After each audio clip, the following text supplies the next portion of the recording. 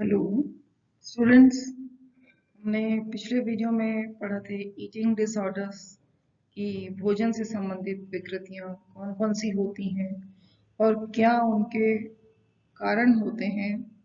इनके बारे में हमने पढ़ा था, जैसे जेनेटिक्स थी, कल्चरल थे, पर्सनालिटी थी, ये सब चीज़ें हमने उसमें पढ़ी थी।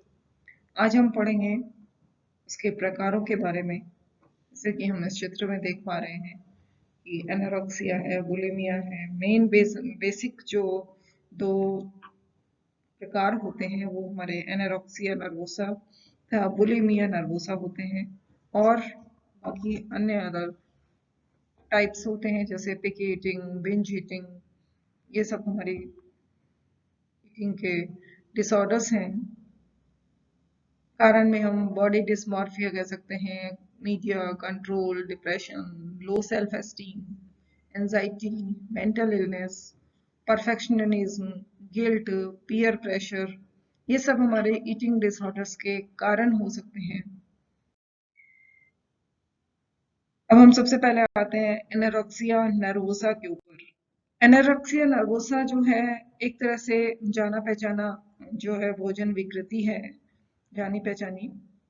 ये जो है ज्यादातर हमारे किशोरावस्था में होती है या यंग एडल्टहुड जो है, और उनमें पाई जाती है।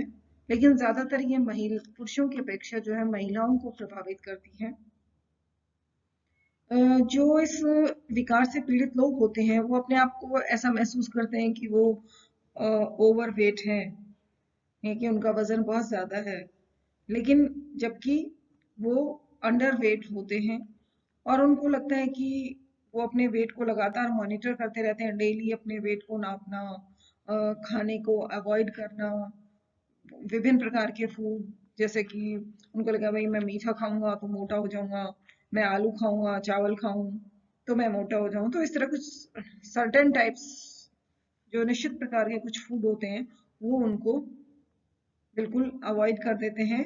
सिवियरली स्ट्रिक्ट देयर कैलोरीज की, जो जिनमें कैलोरीज ज्यादा होती हो वो ऐसे फूड्स को बिल्कुल अवॉइड करते हैं। सेडॉक ने एक अपनी बुक लिखी थी, comprehensive text book of psychiatry. उसमें उन्होंने एनोरेक्सिया नर्वोसा को परिभाषित किया था, जिसमें उन्होंने कहा था कि क्षुधा भाव को एक ज्ञानकीकृत एवं उद्देश्यपूर्ण व्यवहार के रूप में वर्गीकृत किया जा सकता है, जो कि भार में कमी, शरीर भार और भोजन के प्रति चिंतित और विशिष्ट भोजन प्रणाली एवं भार वृद्धि के प्रति अति चिंता, शरीर प्रतिभा से संबद्ध चिंता और अनार्थव आदि से संबंधित होती है। यानी कि उनको लगता है कि मेरा बॉडी वेट बढ़ रहा है, मुझे वेट लूज करना है, बार बार वो वेट लूज करने के बारे में चिंतित रहते हैं। बहुत ही पिक्यूलियर पैटर्न होते हैं उनके खाने को लेकर के। भार, उनका वेट बढ़ नहीं जाए इसका उनको बहुत ज्यादा डर होता है। उनकी जो बॉडी की फिगर हो जाती है वो उनको बहुत ज्यादा परेशान करती है। इस तरह के व्यक्ति अपना जो नॉर्मल वेट होता है उसको भी बनाए रखने की इच्छुक नहीं होते। हर समय उनको अपना भार बढ़ने की चिंता रहती है।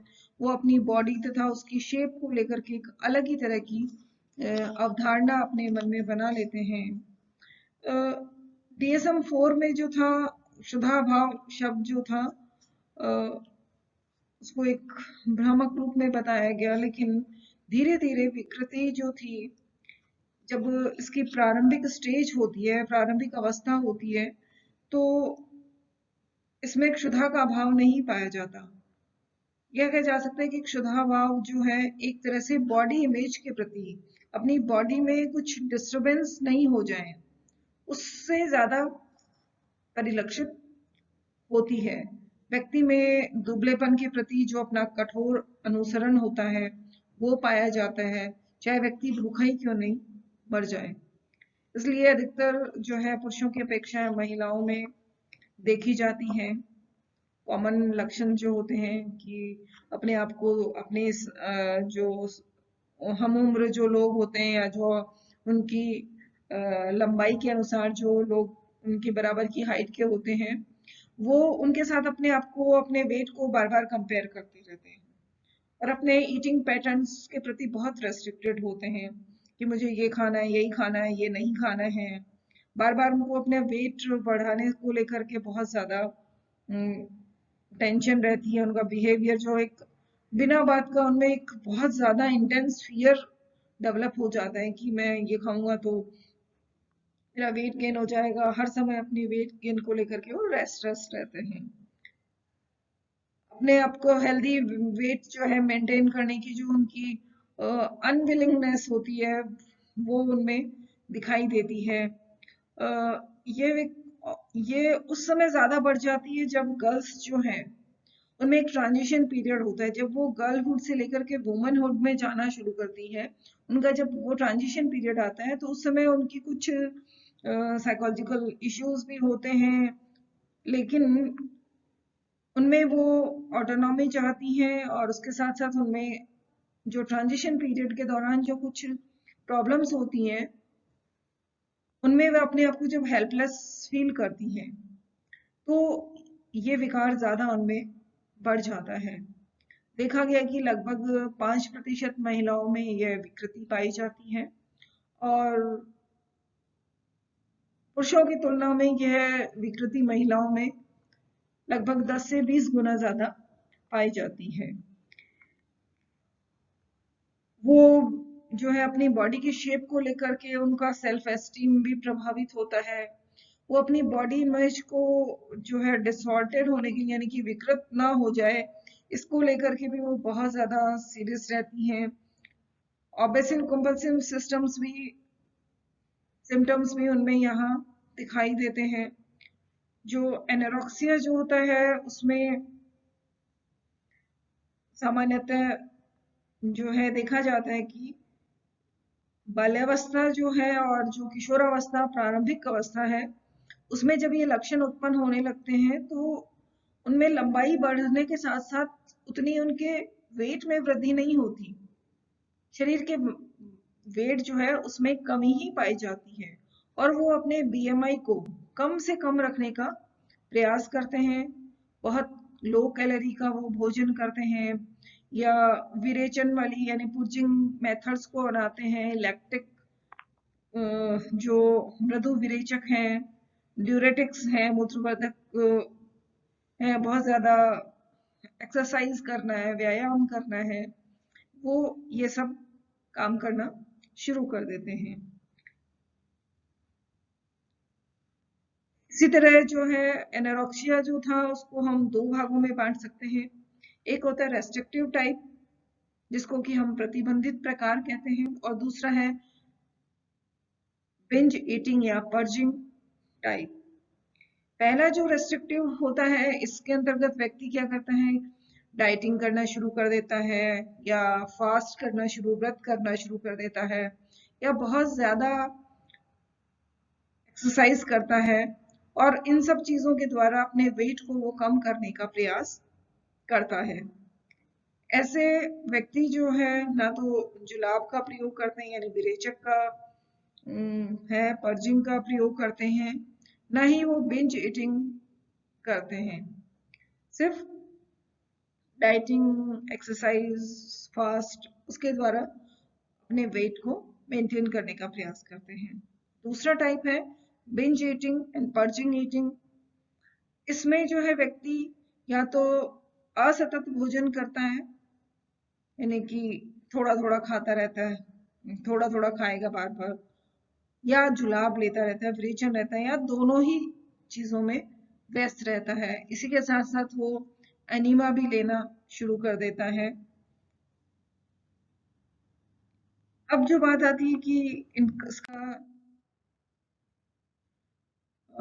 ऐसे लोग जो बिंज ईटिंग करते हैं या पर्जिंग ईटिंग करते हैं वो बहुत कम खाना खाते हैं। हर खाने के बाद में जो है वो कुछ एक्टिविटीज करते हैं, जैसे वॉमिटिंग है, ये मूत्रवर्धक है, विरेचन है, जुलाब है या एक्सरसाइज कर रहे हैं। अब इस एनोरेक्सिया का परिणाम यह होता है कि बॉडी बहुत ज्यादा डैमेज हो जाती है। डैमेज हो जाती है, उसकी हड्डियां जो है वो बहुत पतली हो जाती हैं, उसमें इनफर्टिलिटी हो जाती है, उसके जो बाल हैं वो बहुत खराब हो जाते हैं, उसके नेल्स खराब हो जाते हैं और उसकी पूरी बॉडी जो है उसके ऊपर कुछ बालों की ग्रोथ हो जाती है। कई बार जो है एनोरेक्सिया जो है उसके कारण heart, brain, multi organ failure भी हो जाते हैं और अंततः मृत्यु भी हो जाती है। तो इस अस्वस्थता या इस विकार का जब प्रारंभ हो जाता है तो हमें जरूरत है कि परिवार के सदस्य देखें और वे उसे चिकित्सक के पास लेकर के जाएं। अब आती है कि एनोरेक्सिया का कारण क्या होता है। एनोरेक्सिया का कारण जैविक भी हो सकता है, सामाजिक हो सकता है, मनोवैज्ञानिक या मनोगत्यात्मक हो सकता है। जैसे सबसे पहले आता है जैविक कारक। बहुत सारे अध्ययन किए गए और जुड़वा लोगों पर भी अध्ययन किए गए तो ये देखा गया कि जब जो पीड़ित इस विकृति से पीड़ित बहनें थी उनमें लक्षण पाए जाने की संभावना ज्यादा थी अन्य बहनों के जो कि जुड़वा बहनें थी। इस संबंध में जो जेनेटिक फैक्टर्स से ज्यादा हमारे सामाजिक कारकों की भूमिका ज्यादा नजर आती है। इस संदर्भ में अन्य परिणाम भी कुछ न्यूरोट्रांसमीटर्स या न्यूरोकेमिकल रिलेटेड जो स्टडीज की गई उनमें देखा गया कि नॉरएपिनेफ्रिन जो है उसका प्रोडक्शन और उसकी एक्टिविटी जो है उसमें कमी होने के कारण ये विकृति पाई जाती है। जैसे अफीम जैसे पदार्थ का अगर कोई व्यक्ति सेवन करने लग जाता है तो उसमें भूख कम हो जाती है। जो व्यक्ति अफीम प्रतिरोधी पदार्थों का उपयोग करते हैं उनके भार में ज्यादा वृद्धि पाई हो जाती है। जब व्यक्ति भूखा रहता है तो उसके अंदर जो है कुछ जैव रासायनिक परिवर्तन होते हैं जिसके कारण व्यक्ति अवसादगी या डिप्रेशन की स्थिति में चला जाता है। जैसे हाइपरकार्टिसोलेमिया केमिकल है, डेक्सोमेथासोन है का दमन नहीं होना। इसी तरह से हमारे थायराइड जो है उसके फंक्शन भी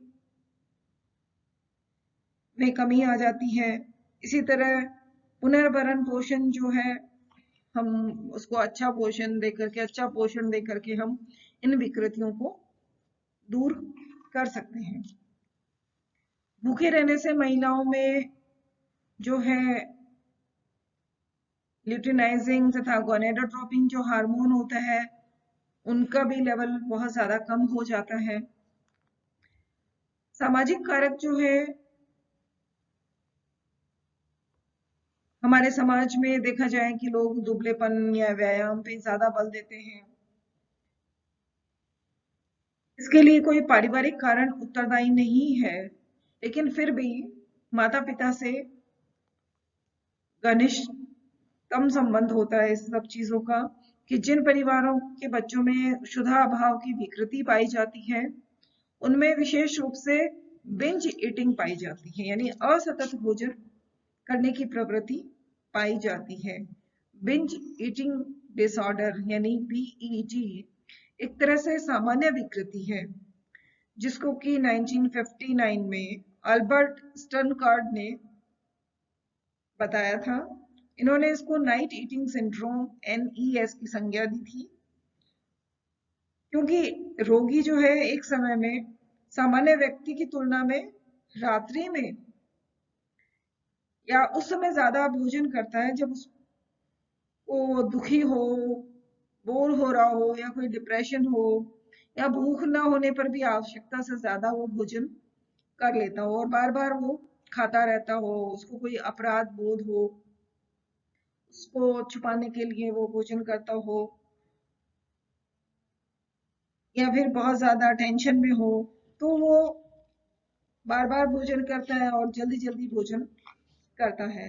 यह विकृति पुरुषों में 2% तथा महिलाओं में 3.5% पाई जाती है। ऐसे लोग विरेचन भी करते हैं, उनमें उच्च स्तरीय विद्वेष होता है, अंधव्यवस्था, आइसोलेशन, न्यूट्रिशन की कमी, परानुभूति आदि गुण पाए जाते हैं। अगला कारक है मनोवैज्ञानिक तथा मनोगत्यात्मक कारक। इस विकृति से पीड़ित किशोरों में सामाजिक जो कार्य क्षेत्र है उसमें स्वतंत्र रूप से व्यवहार करने की प्रतिक्रिया के रूप में यह प्रकट होता है। इस विकृति के रोगियों में तल्लीनता को सब्स्टिट्यूट करने की बात पाई जाती है, जिसका स्वरूप जो है मनोप्रस्थिति बाध्यता यानी ऑब्सेसिव कंपल्सिव से जुड़ा हुआ होता है।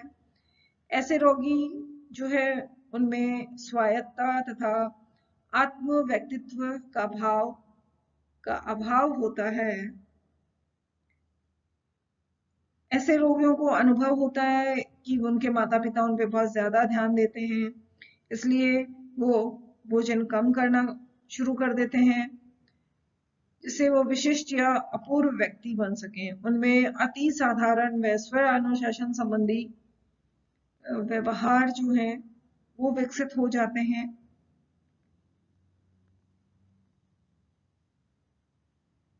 कुछ मनोवैज्ञानिकों का मानना था कि जब ऐसे अपरिपक्व रोगियों को उनकी मां से अगर अलग कर दिया जाए तो वे अपने आप को मनोवैज्ञानिक रूप से अलग नहीं कर पाते और उनमें इस विकृति के लक्षण विकसित होने लग जाते हैं।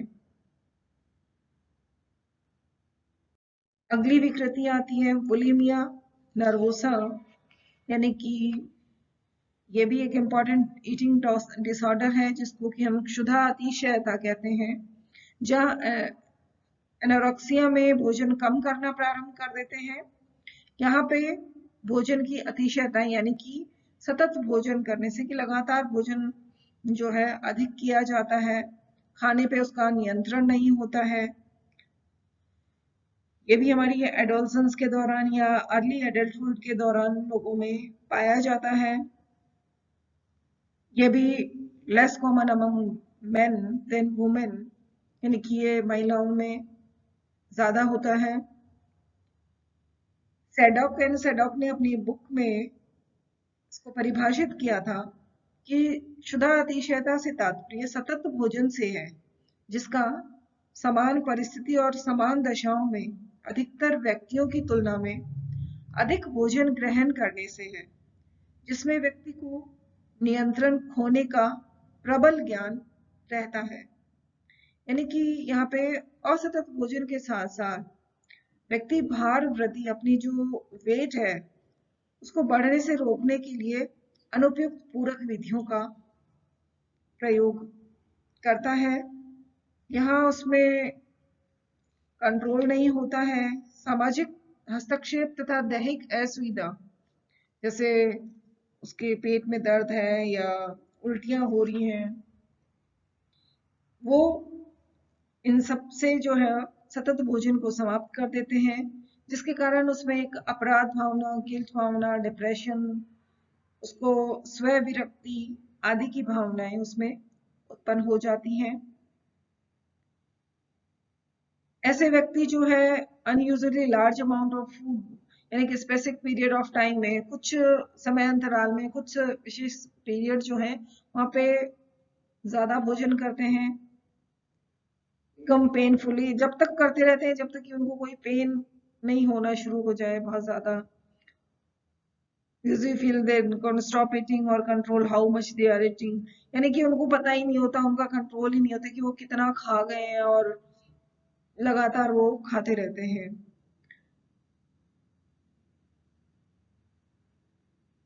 अब जो है बात आती है कि ऐसे व्यक्ति जो हैं जिनमें ये विकृति पाई जाती है वो क्या उनमें लक्षण पाए जाते हैं।